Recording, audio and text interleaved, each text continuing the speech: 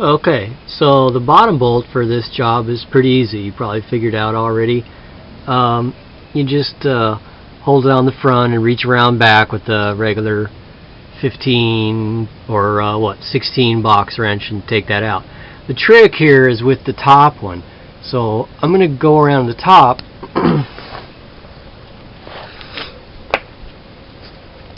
and I'm going to show you with a mirror where that bolt is.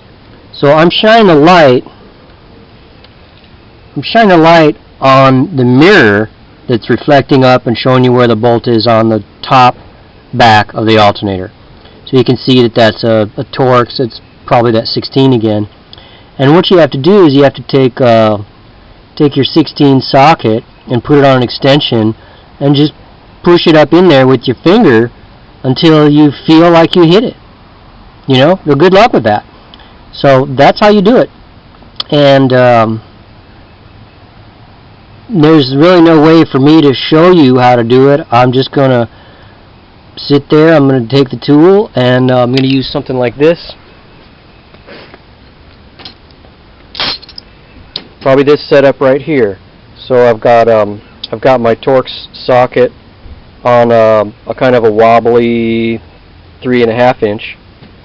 I don't remember what I used last time, but that's what you do, and you just take it and you have to kind of blindly stick it up in there, and then one day you'll find it on the right spot, and then you hold it and reach back with your other hand and grab your ratchet or whatever and get it on there, and then you can hold that and you can take that nut off with this one in the front with your other hand. Pretty cool, huh? Yeah.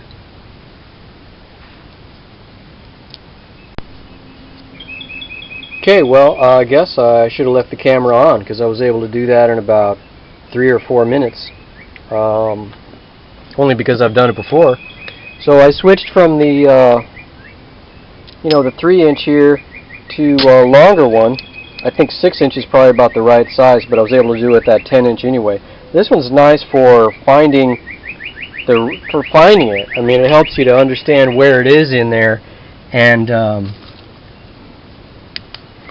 so you're going down under the exhaust manifold right there with your finger, and you kind of reach down through here and up in through there, and that 3-inch extension is a good size to help you feel it as you go down back up under there. So your hand's going to be kind of like up under here like this, a little bit under. That's my pinky, and so my other fingers are under like this. So I'm taking the extension in the socket and I'm just reaching up under there, and you can feel it with your finger first, and then you put the tool on it, and then you have your ratchet laying up here, and you get both arms down in there, and you're weighing the hell down in there up to your shoulders for a second, and you hold on to it, and then you can reach around here and grab your other ratchet and just take it off. So once you get that nut off of the front, you can just push this bolt out the back. Push that bolt out the back, and it's sort of scary at first. You're like, how will I ever get that back in there? Well, you get it back in there exactly the same way that you got the socket in there. You reach back around there and you fit it up in there, and it's a real sort of a scary thing the first time, but that's the deal. Then that guy should just pry out of there, and you can do the electrical work on the back as it hangs down. You can grab it from the top. Let me see if I can sort of perch the camera real quick. I took the legs off of it. Let's just do this and see. Well, let's try this.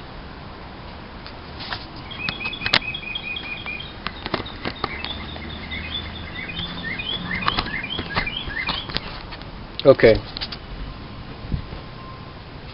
Maybe this will work.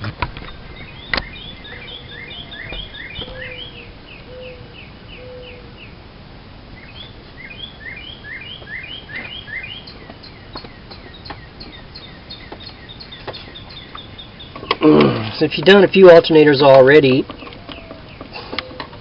That's the only way you probably would have done this job, right? Because this is a hugely difficult job. I'm trying to remember. 2 bolts, alternator, it's usually it, right? And if you have the advantage of having your new part, you got your new part with you, then you just look at the new part and see if there's a 3rd bolt somewhere. That's always a big advantage. Look at your new part. So I'm pretty sure I'm just going to pry this guy out of here at this point. You know, alternators like to stick in position because they have that trusty mirror. Because they have that sort of swedge wedge or whatever, that kind of a push washer that comes out of there.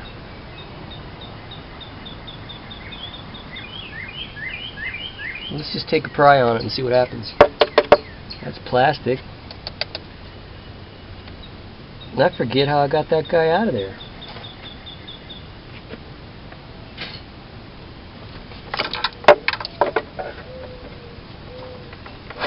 Yeah, you know how those alternators are. They just kind of have to be kind of forced out the first time.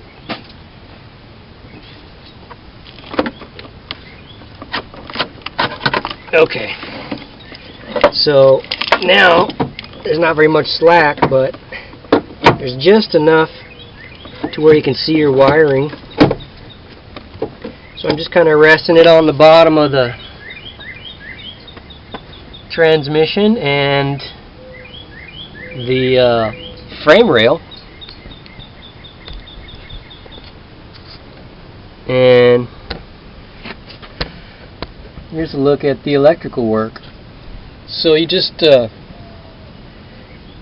pop those 2 little guys off of there and you're done.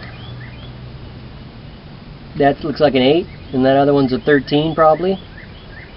And that should be it.